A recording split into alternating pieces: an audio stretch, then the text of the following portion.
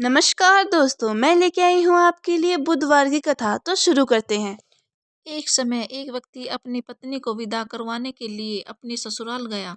वहां पर कुछ दिन रहने के पश्चात सास ससुर से विदा करने के लिए कहने लगा, किंतु सबने कहा कि आज बुधवार का दिन है, आज के दिन गमन नहीं करते। वह व्यक्ति किसी प्रकार न माना और हठधर्मी करके बुधवार के दिन ही पत्नी को विदा कराकर अपने नगर को चल पड़ा। राह में उसकी पत्नी को प्यास लगी तो उसने अपने पति से कहा कि मुझे बहुत जोर से प्यास लगी है।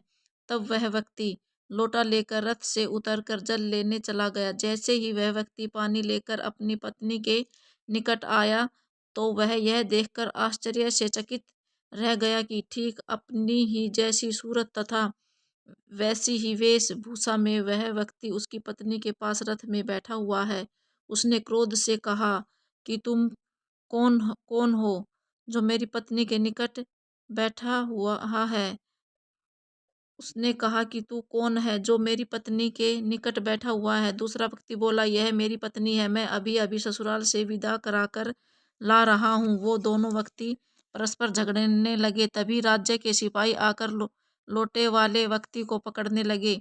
स्त्री से पूछा, तुम्हारा असली पति कौन सा है? तब पत्नी शांत ही रही, क्योंकि दोनों एक जैसे ही थे। वह किसे अपना असली पति कहे।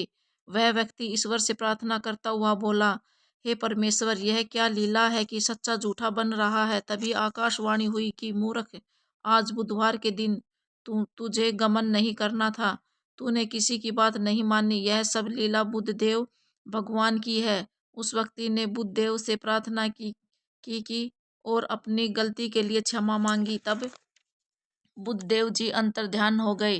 वह अपनी स्त्री को लेकर घर आया तथा बुधवार का व्रत वे दोनों पति पत्नी नियम पूर्वक करने लगे।